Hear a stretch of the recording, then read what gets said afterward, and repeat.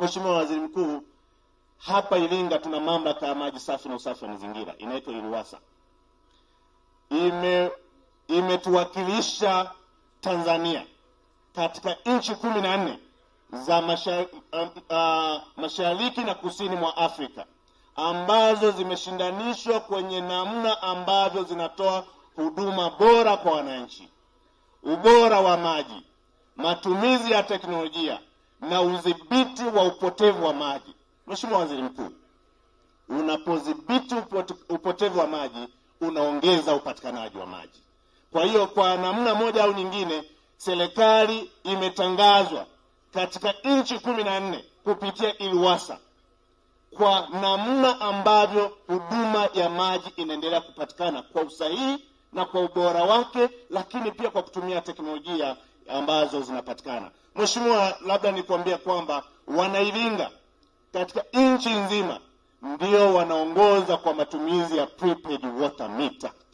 Maana yake mita janja ambazo zinasaidia kupunguza malalamiko ambayo yalitokana na kubambikiwa bili ambazo zilikuwa hazijulikani zinatokea wapi. Mheshimiwa Waziri Mkuu, na IRUWASA kuchukua hii tuzo haijaja kwa bahati mbaya.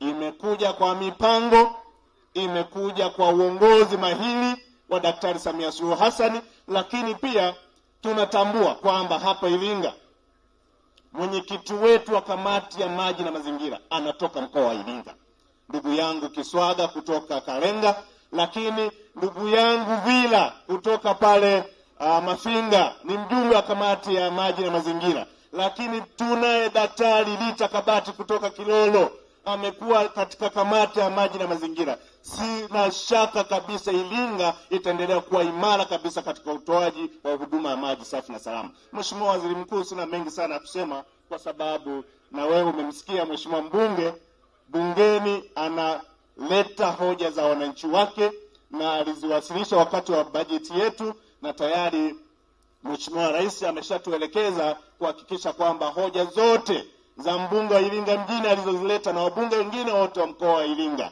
tuzifanyie kazi na tuhakikishe kwamba tunaanza utekelezaji mara moja.